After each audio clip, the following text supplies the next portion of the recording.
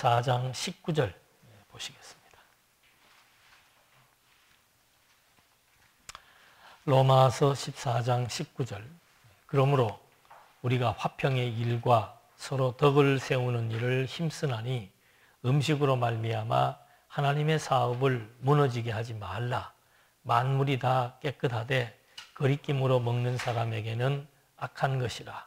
고기도 먹지 아니하고 포도주도 마시지 아니하고 무엇이든지 내 형제로 거리끼게 하는 일을 아니하니 아름다우니라. 지금 계속해서 사도 바울은 신앙생활을 하는 데 있어서 약자에 대한 그런 자세, 그리고 이방인에 대한 자세, 그리고 성도 간의 교제에 대한 원칙, 이런 것들을 지금 하나하나 제시해 주고 있습니다. 그래서 12장부터 이 로마서가 크게 세 개의 단락으로 되어 있습니다만은 첫 번째가 인간의 불입니다. 그래서 요게 1장으로부터 3장 20절까지고 21절로부터 11장 마지막까지가 이제 하나님의 의입니다. 그러니까 불의와 의를 이렇게 대조시켜서 하나님의 의가 무엇인지를 설명해 주었다 그랬습니다. 그래서 이 마지막에 기독교 세계관을 사도 바울이 피력해 줌으로써 이제 최종적으로 나오는 거룩한 성도의 생활에 대해서 설명하고 있습니다. 그러니까 이 거룩한 생활, 성도의 거룩한 생활은 이미 하나님께서 이스라엘 백성들을 애굽에서 해방시켜서 시내산에다 모아놓고 제일 먼저 선포했던 내용입니다. 너희는 내게 대하여 제사를 드리는 제사장 나라가 되고 내가 거룩한데 너희들이 내 백성, 내 자녀가 되었으니까 너희도 거룩한다. 이것이 이제 시내산에서 처음 주어지는 이스라엘 백성들에 대한 정체성 확립입니다. 그러니까 이스라엘 백성들은 하나님 앞에 제사와 거룩한 생활이 이스라엘 민족의 정체성으로 규정이 된 거죠. 오늘도 똑같습니다. 하나님 백성들, 하나님의 의를 통해서 새 생명을 얻은 자들은 영적 존재가 되었기 때문에 하나님은 영의 본질입니다. 그 영의 본질로부터 영적 생명을 부여받은 자들은 제일 중요한 하나님과의 관계가 무슨 관계인가? 예배적 관계입니다. 그래서 그 12장의 예배적 관계에 대한 설명을 위해서 예배의 원리와 실제가 무엇인지를 말해주고 있는 겁니다. 그래서 이걸 이제 우리는 예배 종교, 이 신앙생활을 하는 데 있어서 거룩한 성도의 생활을 하는 데 있어서 이 거룩이라고 하는 것은 구분 짓는 거라 그랬습니다. 그래서 이 종교적인 구분에 있어서 하나님과 하나님의 백성들 간의 관계가 예배적 관계이기 때문에 예배에 대한 원리와 실제를 설명해 준 겁니다. 두 번째가 사회지요. 그리스도인들은 이 사회생활을 하면서 그리스도인들로서의 거룩한 생활이 주어집니다. 다른 종교는, 어떤 종교는 보면은 산속으로 들어가죠. 세상을 떠나서 혼자 도를 닦는 거라면은 이 기독교는 하나님의 아들부터 세상 안으로 오셔서 이 세상 사회와 더불어 살아가면서 그리스도인으로서의 구별된 생활, 이걸 이제 말해줍니다. 그러니까 사회성을 가지고 있을 때에 제일 중요한 것은 뭔가 하면 이웃에 대한 개념이라고 그랬습니다. 나라와 이웃에 대한 개념, 이 나라의 주체, 나라의 통치자가 누구인가, 그 다음에 이웃이라고 하는 것이 도대체 어떤 개념인가, 이것이 이제 사회관계에서 중요하게 부각됐습니다. 이게 12장, 13장입니다. 그 다음에 세 번째가 뭔가 하면은 신앙적 관계입니다. 신앙을 통한 거룩한 구별의 생활을 얘기해 주고 있는데 제일 먼저 나오는 것이 약자에 대한 거예요. 약자에 대해서 우리가 어떤 태도를 취할 것인가. 자, 여기에서 가장 중요한 이슈가 되는 게 뭔가 하면은 신앙, 양심의 자유에 대해서. 지금 하나님의 의라고 하는 것은 죄와 사망의 종으로 있다가 의와 생명의 자유를 얻은 자들입니다. 그래서 거듭나고 중생한 하나님의 백성들은 다 내가 가지고 있는 그 신앙적 양심에 의한 자유를 누릴 수가 있습니다. 그런데 문제는 뭔가? 혼자서는 괜찮아요. 나 혼자 있을 때는 내 신앙의 수준만큼의 자유를 만끽하며 살아도 되는데 이 사회 그리고 이 이웃과의 관계 속에 있어서의 내 신앙 양심의 자유를 어떻게 표현할 건가?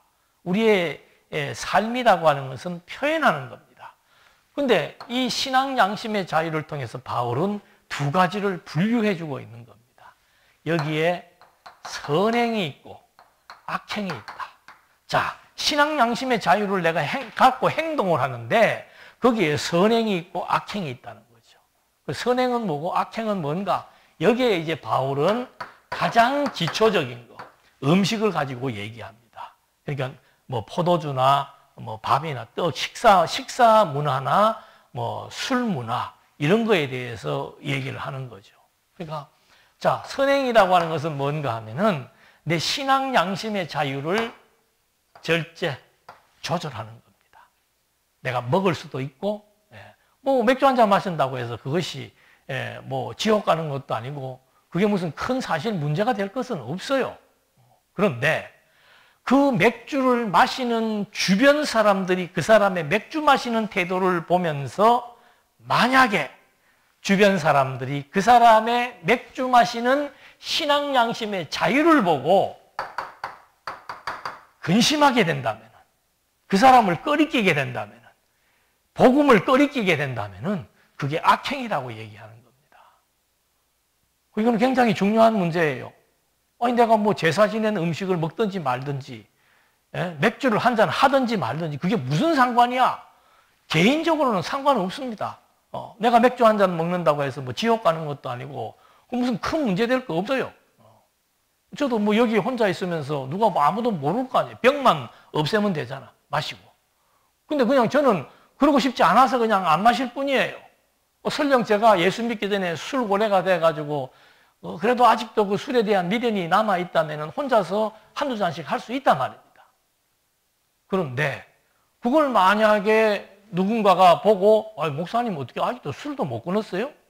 그럼 그 사람에게 그게 만약에 근심거리가 되고 뭐 이게 좀 좋은 용어로 근심이고 상대방에게 상처가 되고 아이고 뭐 저래 저기는 저 교회는 왜 저래 이렇게 된다면은 그 신앙 양심의 자유를 남용하는 결국은 남용함으로 말미암아 절제하지 못하고 남용함으로 말미암아 상대방에게 근심이 된다는 거죠. 그래서 나 혼자만의 신앙이 아니고 우리는 지체라고 그러잖아요. 사회와도 연결돼 있고 직장과도 연결돼 있고 뭐 동네에서 주변 이웃과도 연결이 돼 있고 모두 다 연결이 돼 있습니다. 그런 연결된 관계 속에 살아가고 있기 때문에 아무리 내 신앙적 기준에서 봤을 때는 괜찮다고 하더라도 그 행동이 상대방의 어떤 신앙의 문제를 야기한다거나 상대방으로 하여금 아이고 난 저 사람 하는 거 보니까는 복음에 대해서 듣고 싶지 않아. 예수 믿는 거 나는 별로 원치 않아. 이런 결과가 나타나서는 안 된다는 말을 이 약자 보호에 대한 방식을 통해서 설명을 하고 있는 겁니다. 그러니까 이게 바로 뭔가 하면은 건덕이에요, 건덕. 그래서 이 기독교인들은 건덕 무너지면은 지금 대한민국에서 기독교가 건덕이 무너져 버리면은 사회로부터 완전히 지탄을 받게 되는 그런 경우가 나타나는 거예요. 참 안타까운 게 신천지는 어떻게 보면은 기독교가 아닌데 신천지 교회 그래 놓으니까는 기독교에서 잘 모르고 종교에 대해서 모르는 사람은 교회가 신천지인 줄 알고 교회를 전부 손가락질을 하는 경우도 있고 또 교회가 자기네들 신앙만 지키겠다고. 그렇죠? 예. 우리는 6.25 때도 예배 드린 교회야. 자기네들 신앙 양심의 자유만 내세우겠다고 국가에서 좀 자제해달라고 하는데도 불구하고 계속해서 예배를 드려서 코로나가 감염되어지는 그런 일은 결국은 악행이라고 바울이 얘기하는 겁니다. 그래서 이거 이웃과의 관계, 두 번째 얘기했죠. 그 이웃과의 관계, 사회 속에서의 사회 속에서의 그리스도인에 대한 올바른 태도, 자세는 무엇인지에 대해서 말해주는 겁니다. 그래서 자신의 신앙 양심의 자유로 형제를 실족하지 말게 될 것을 얘기해 주는 겁니다. 그래서 내 어떤 행동으로 말미암아 상대방이 실족할 수 있는 원인을 제공하지 마라. 아주 중요한 얘기를 하고 있습니다. 그러면서 바울이 하는 얘기가 하나님의 나라라고 하는 것은 이런 맥락에서 나오는 겁니다. 하나님의 나라가 뭐냐? 먹고 마시는 게 하나님의 나라 아니다. 하나님의 나라, 하나님의 교회의 본질은 뭔가? 먹고 마시고 내 좋은 대로 행동하는 그런 것이 아니고 바로 하나님의 정의를 실현하고 그 다음에 서로 간에 평강을 도모하고 함께 희락을 누리는 이것이 하나님의 나라다. 나 혼자만의 잘못된 판단과 생각으로 말미암아 하나님의 정의와 평강과 희락이 무너진다라고 하는 것은 그것은 악행이다. 저도 목회하면서 가장 좀 이렇게 난감해했던 게 뭔가, 목사님 저 다음 주일날 못 나옵니다. 그걸 왜 광고를 그렇게 하는지 모르겠어. 그냥 조용히 못 나오시라니까요. 근데 교회 지도자급 되는 사람이 뭐 교인들 다 이렇게 몇 명 주변에 사람이 있는 데서 나 다음 주일날 뭐 어디 가서 못 나옵니다. 그거는 그 중에서 앉아있는 사람 가운데서 아이고 권사가 저래도 되나? 라고 만약에 꺼리끼는 일이 되게 된다면은 그런 게 악행이라 그 말입니다. 교회에 나올 수도 있고 안 나올 수도 있어요. 못 나올 수도 있고 부득이하면은. 그러나 그런 행동에 대해서 조심 있게 하자 이 말이죠. 조심 있게. 못 나오면 아이고 내가 참 못 나오게 돼서 미안하구나는 최소한 그런 마음이라도 갖고 혹시나 또 우리 구역 식구들에게 또 누가 되지 않을까 그런 배려의 마음, 이웃과 주변을 존중하는 마음, 이것이 공동체 생활의 가장 기본적인 원칙이라고 하는 말을 바울이 해주고 있는 겁니다. 해도 좋고 안 해도 좋은 것이 신앙 양심의 자유예요. 그러나 그것이 만약에 다른 사람들에게 영향을 미친다면은 한 번쯤 더 생각하고 절제하고 자기의 마음을 조절하고 행동하는 이런 것들이 이 사회생활에 있어서 아주 신앙적 사회 속에서의 신앙 자세에 있어서 아주 중요한 태도라고 바울이 말하고 있는 겁니다. 그런 맥락 속에서 하나님의 나라가 그런 것이기 때문에 이 말입니다. 우리의 신앙 양심의 자유가 건덕을 위한 절제를 해나가거나 그렇지 않으면 남용에 의해서 상대방에게 피해와 근심거리가 되는 이 두 가지 양자의 과정을 통해서 하나님의 나라는 하나님의 정의, 평강, 희락을 도모해 나가는 것이다. 그러므로 우리가 화평의 일과 서로 덕을 세우는 일을 힘쓰나니 여기에서 그냥 되겠지가 아니에요. 화평케 하는 일과 서로 덕을 세우는 일에 뭐 한다고요? 노력한다 그 말입니다. 노력하고 힘쓴다는 거죠. 그래서 음식으로 말미암아 여기에서 음식이라고 하는 말은 그렇게 중요하지도 않은 문제 때문에 하나님의 사업을 무너지게 하지 말라. 복음이 전파되는 일, 교회가 세워지는 일 이런 거에 대해서 방해가 돼서는 안 된다는 말을 하는 겁니다. 만물이 다 깨끗하되 거리낌으로 먹는 사람에게는 악한 것입니다. 다 하나님이 모든 걸 다 깨끗하게 해놨습니다. 구약 시대는 모형적인 시대이기 때문에 음식과 옷과 이런 것으로 거룩한 것과 부정한 것을 구별했지만 지금은 이제 그런 실체적인 시대가 되었기 때문에 무슨 음식을 먹어도 아무 상관은 없다 이 말입니다. 그래서 다 깨끗하게 했기 때문에 음식으로 다른 사람에게 누가 되지 않도록 하는 그것은 만약에 내가 음식으로 말미암아 다른 사람에게 끓이끼게 하는 것이 있다면은 그것이 악한 것이라 이 말입니다. 그래서 악행과 선행에 대한 신앙 양심의 자유에 의한 악행과 선행에 대한 기준을 정확하게 명시한 겁니다. 그래서 바울은 21절 고기도 먹지 아니하고 포도주도 마시지 아니하고 무엇이든지 내 형제로 거리끼게 하는 일을 아니함이 아름다우니라. 형제를 거리끼게 하는 것은 악행이고 형제를 거리끼지 않게 하는 것은 선행이라 이 말입니다. 그러니까 선행과 악행에 대한 그 내용을 아주 사도 바울이 너무도 쉽고 간결하고 간단하게 제시를 해준 거죠. 그러니까 우리가 이 말씀을 잘못 받아들이고 부분적으로 곡해를 하게 되면은 완전히 하나님하고 나하고의 관계만 이렇게 돈독한 줄 알아요. 내가 성경을 열심히 공부해서 많이 아니까 내가 하나님에 대해서 많이 안다. 그래서 하나님하고 나하고 관계만 뭐 잘 돼 있으면은 나머지는 뭐 그러거나 말거나 성경도 모르는 사람들 이런 식으로 대하는 게 아니라는 거죠. 하나님하고 나하고의 관계는 나와 주변 이웃 사회와의 관계 속에서 그대로 실행되는 거라는 거죠. 어떻게 실행되는가? 하나님의 나하고의 관계가 올바른 선행적 관계라면은 주변에게 누가 되지 않는 거. 그것이 만약에 내가 잘못 하나님과 나와의 관계가 잘못 정립된 관계라면은 도리어 내 행동으로 말미암아 사람들에게 누가 되게 한다라고 하는 거. 이런 것들이 저도 여기서 지금 한 15년 우리가 여기 지금 살고 있잖아요. 교회가 이 사람 와서. 주변 사람들에게 정말 지금도 참고 있어요. 하고 싶은 말이 있어도. 그 남의 집 대문 앞에다가 매일 자기 집 쓰레기 태우는 사람이 없나? 뭐 자기 거 뭐 한다고 그냥 우리 거 막 마음대로 이러고 저러고 막 뭐라고 하는 사람들이 없나? 왜? 아무것도 모르는 주변 사람들 교회가 여기 있다고 하니까 새로운 시선으로 바라보고 있고 저 사람들은 어떤 태도를 취하는지를 보고 있고 코로나 발생하니까 바로 앞집에서 묻더라니까요. 목사님 예배 드립니까? 묻더라고. 아이고 우리는 안 드립니다. 아이고 잘했습니다. 만약에 드린다고 그랬으면. 그런 것들이 이제 사실은 신앙 양심의 자유가 실제 이웃과 사회 공동체 안에서 실현되어지는 선행과 악행으로 구별된다는 사실들을 바울이 여기서 정확하게 얘기를 해주고 있는 겁니다.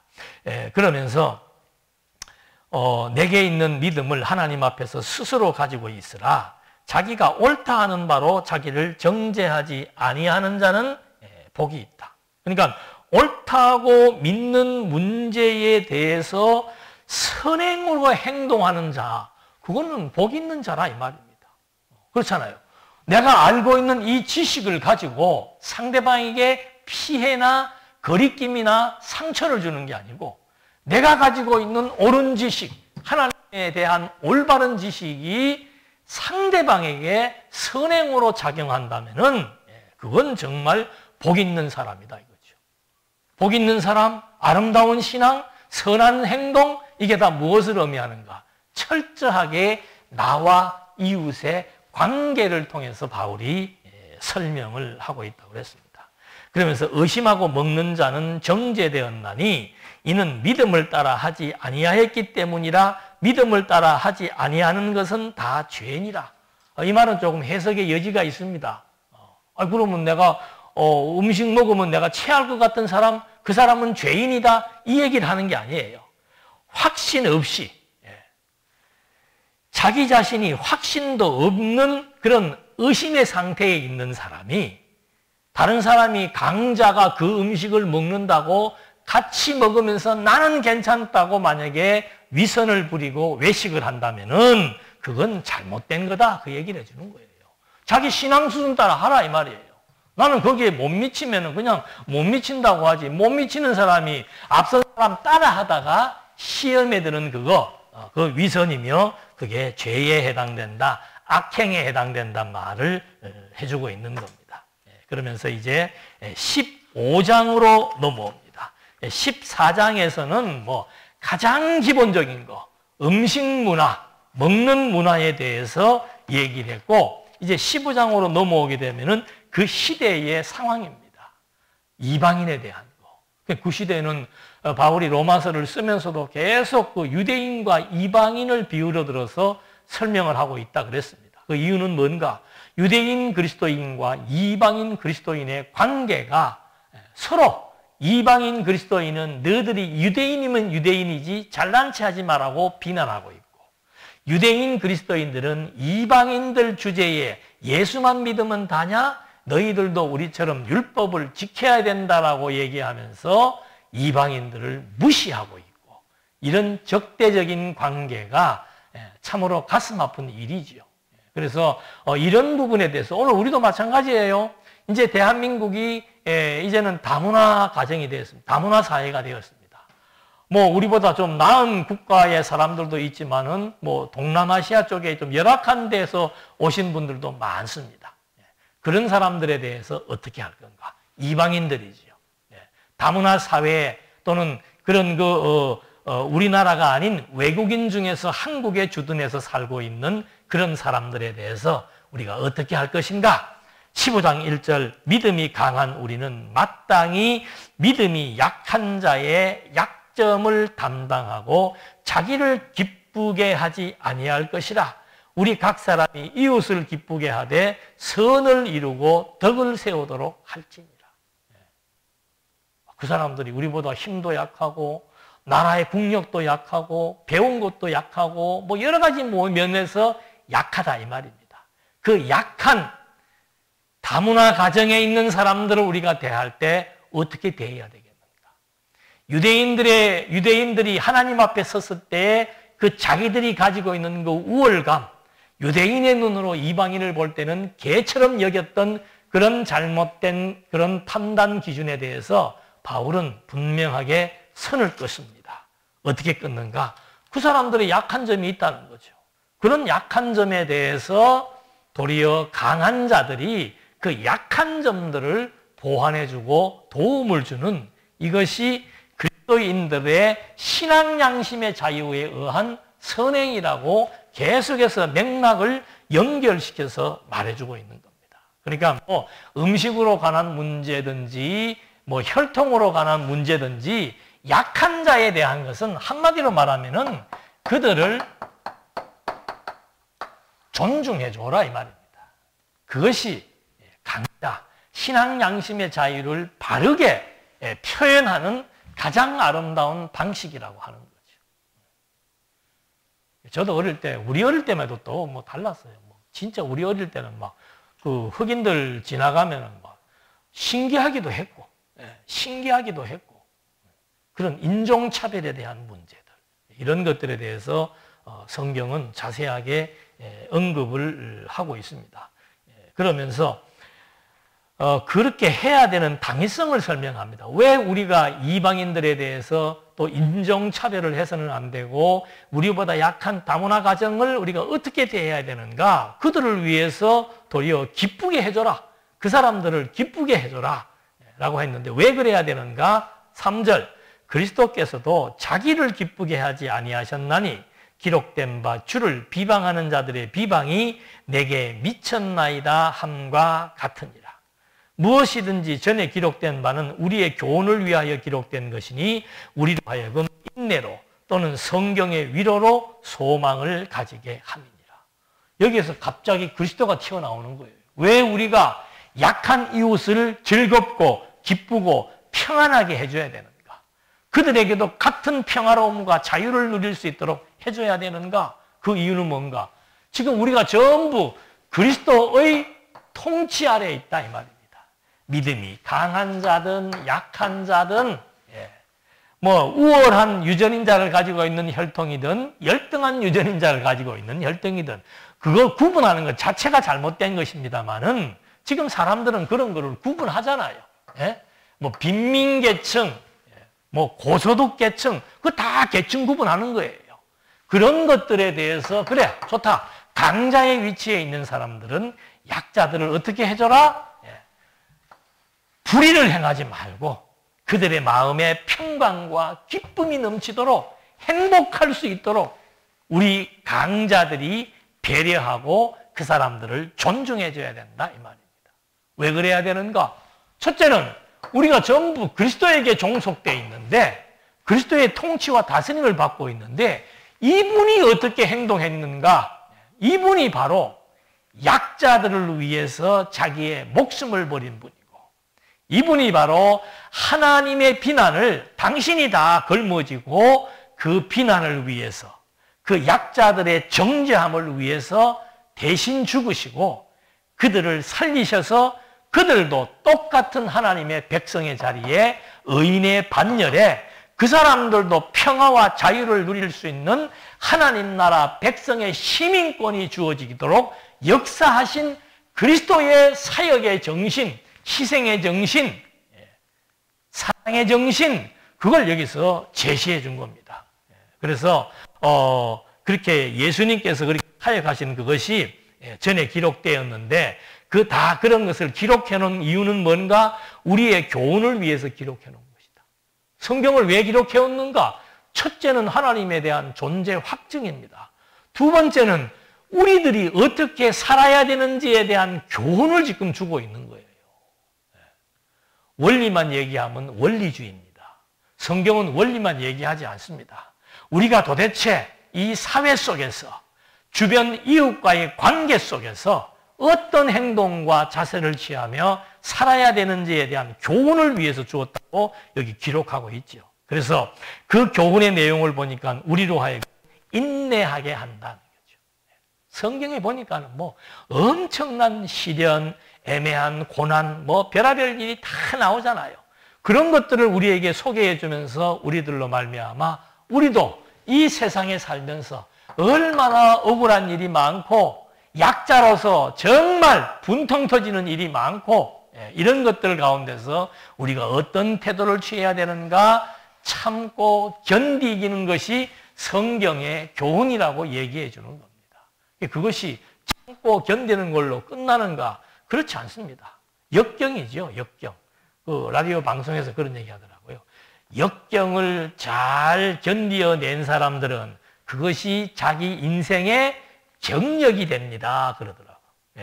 역경이 경력이 되는, 역경이 내 인생의 훈장이 되는, 역경이 내 인생의 행복이 되는 그런 인내의 의미가 담겨져 있는 그런 것이 있고 또 그 인내로 말미암아 성경의 위로와 소망을 갖도록 해주기 위한 교훈의 내용이 바로 성경을 기록하게 한 이유라고 설명을 하고 있는 겁니다.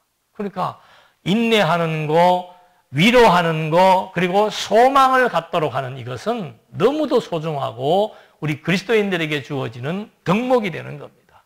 그래서 5절에 이제 인내와 위로의 하나님이 너희로 그리스도 예수를 본받아 서로 뜻이 같게 하여 주사. 여기에 공감하는 거예요, 다. 그리스도의 죽으심은 결국 우리들의 그 이웃의 관계, 우리의 신앙적 사회성을 어떻게 갖추어야 되는지에 대한 제시를 해주고 있다. 그래서 예수님이 먼저 신앙적인 본이 되어서 약자를 위한, 죄인을 위한. 저도 가끔 그런 얘기를 합니다만은, 아니, 세상에 의인을 위해 죽는 사람들이 있습니다. 그런데 또 세상에 약한 사람들을 위해 죽는 사람들도 있어요. 그런데 죄인을 대신해서 죽는 사람이 어디가 있습니까? 더 좋은 일, 아름다운 일이 많는데 사형수를 위해서 내가 대신 죽겠다는 사람이 어디가 있냐 이 말이죠. 이게 그리스도가 우리에게 보여준 인내와 위로와 소망을 갖게 하는 메시지라고 얘기하는 겁니다. 그래서 이제 너희로 그리스도 예수를 본받아 서로 뜻이 같게 하여 주사 한 마음과 한 입으로 하나님 곧 우리 주 예수 그리스도의 아버지께 영광을 돌리게 하려 하노라. 왜 하나님께서 우리를 이렇게 거듭나고 중생, 죄인된 자들, 사형수인 우리들을 그리스도의 희생과 그리스도의 죽음을 통해서 우리를 살려놓았는가? 그 이유는 다른 것 없다는 거죠. 우리 모두가 같은 생각, 같은 마음을 갖고 우리를 의롭게 우리에게 정의와 평강과 희락을 누릴 수 있도록 역사해 준 그리스도를 통해서 하나님의 은혜의 영광을 찬송하며 살게 하기 위한 것이라는 거죠. 여러분, 찬송한다는 것은 행복한 일이에요. 그 찬송이 혼자 찬송하는 것보다 둘이, 셋이 기쁨은 나누면 나눌수록 더 배가 되는 겁니다. 여러분, 내가 지금 막 엄청나게 큰 기쁨의 일을 맞이했는데 이거를 같이 공유할 사람이 없다? 그거 참 불행한 일이죠. 예? 또 반대로 내가 엄청나게 슬픔을 맞이했는데 그 슬픔을 같이 위로하고 공유할 사람이 없다. 그거 참 슬픈 일이에요. 근데 하나님께서 우리를 이런 관계 속에다가 집어넣고 끝까지 하나님이 우리와 함께하고 이웃과 이웃이 함께하는 이 하나의 원리, 이것이 하나님의 정의요 하나님의 나라다 이 말입니다. 그래서 이렇게 하나님이 섭리하신 것은 모두가 다 가장 인생의 가치, 인생의 행복인 하나님의 영광을 함께 찬양할 수 있다면 그 이상 더 아름다운 일이 어딨냐 이 말이죠. 하나님을 같이 발견하고 그 하나님에게 가치를 부여하고 그 하나님의 영광을 같이 찬송할 수 있는 무리가 있다는 것, 그것이 행복이기 때문에 하나님께서 그 일을 위해서 그렇게 역사하셨다고 말하는 겁니다. 그러므로 그리스도께서 우리를 받아 하나님께 영광을 돌리신과 같이 너희도 서로 받으라. 그리스도가 우리를 용납해 준 거예요. 이 하나님의 의라고 하는 것이 뭔가, 이 죄와 사망 가운데 있는 자들을 그리스도가 받아준 겁니다. 죄인들을 용납하고 죄인들을 받아준 거예요. 이 속에는 세상에 의인은 한 사람도 없다는 말의 의미는 뭔가, 이 속에 있는 죄인들은 신분의 차이도 없고 혈통의 차이도 없고 성별의 차이도 없고 뭐 가지고 못 가지고의 차이도 없고 다 하나님 앞에서는 다 똑같은 죄인들입니다. 그 사람들을 그리스도가 왜 받았냐 이 말이죠. 그 받으신 이유는 우리가 이런 처지에 있다가 이 그리스도의 공로에 의해서 하나님의 백성이 되었고 하나님의 영광을 발견하게 되었고 그 영광을 같이 공유하고 찬송할 수 있는 이웃이 되었다라고 하는, 우리가 되었다라고 하는 그런 개념, 이것이 바로 그리스도인들에게 주어지는 중요한 개념이기 때문에 바로 그리스도께서 우리를 받아서 하나님께 영광을 돌렸던 것처럼 우리도 함께 서로 받자, 서로 인정하고 서로 공유하고 서로 나누고. 왜? 우리의 처지를 보면 똑같은 처지, 이걸 우리는 인지상정이라고 그러잖아요. 똑같은 처지예요.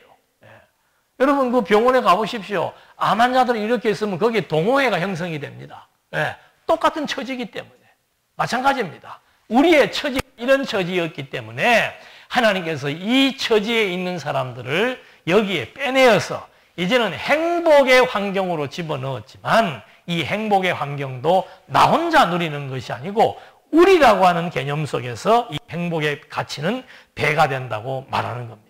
그러면서 내가 말하노니 그리스도께서 하나님의 진실하심을 위하여 할례의 추종자가 되셨으니 이는 조상들에게 주신 약속들을 견고하게 하시고 이방인들도 그 긍휼하심으로 말미암아 하나님께 영광을 돌리게 하려 하심이라 기록된다.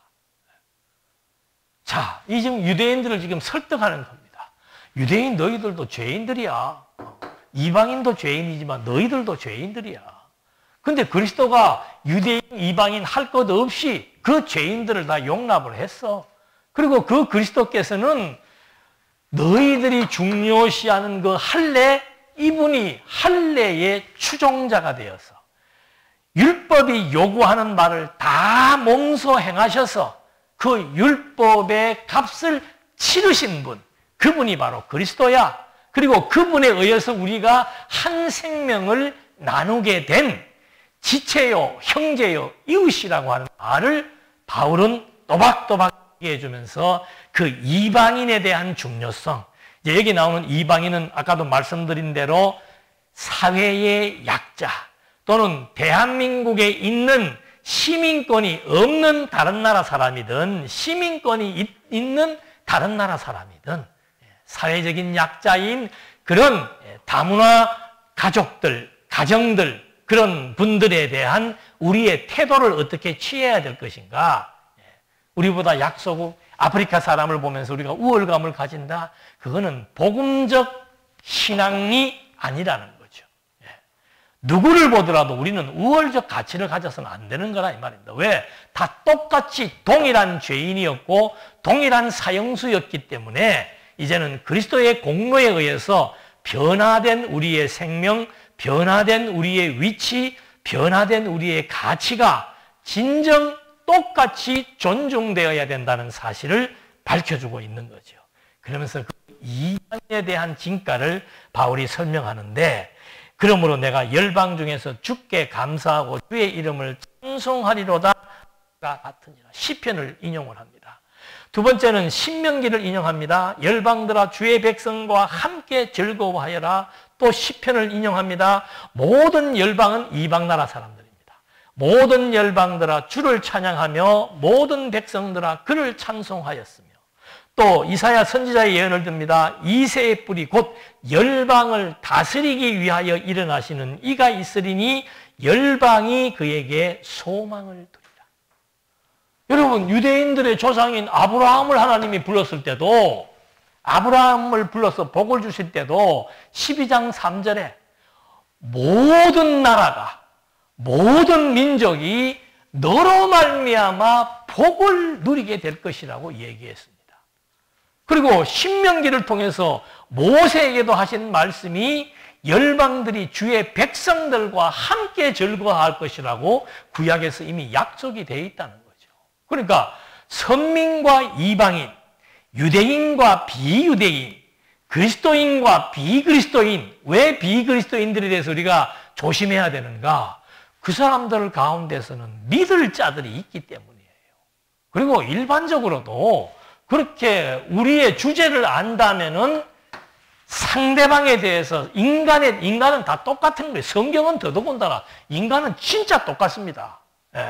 미국 사람이든 뭐 한국 사람이든 중국 사람이든 전라도 사람이든 경상도 사람이든 인간의 본질은 다 똑같은 죄인이에요. 거기에서 뭐 어느 민족이 더 좋다, 어느 동네가 더 좋다, 그런 구별과 판단 자체는 심판주가 마지막 가서 하시는 일이지, 우리 똑같은 인간이 그런 일을 해서는 안 된다고 말하고 있습니다. 그래서 13절, 소망의 하나님이 모든 기쁨과 평강을 믿음 안에서 너희에게 충만하게 하사 성령의 능력으로 소망이 넘치게 하시기를 원하노라. 이 믿음, 그리스도의 공로, 그리스도의 사역의 이유는 다 똑같은 죄인들을 하나님께서 그리스도를 통해서 새 생명을 얻게 해서 하나님의 영광을 찬양하기 위해서 동등한 인간을 불러서 동등한 위치에 놓고 서로 존중하며 살아갈 수 있도록 하나님이 섭리해 놓았기 때문에 이방인, 죄인, 불신자 할 것 없이 다 지체로 용납하고 똑같이 한 인간의 범주에서, 죄인의 범주에서, 의인의 범주에서 차별 없이 서로 상호간의 존중이라고 하는 개념 속에서 이방 약자의 관계를 정리하고 있는 것입니다. 기도하시겠습니다. 은혜와 사랑이 풍성하신 하나님 아버지, 우리가 오늘 하나님의 백성이 되었다는 것은 이미 그 이전의 상태가 죄인이었음을 인식해야 되는 줄로 압니다.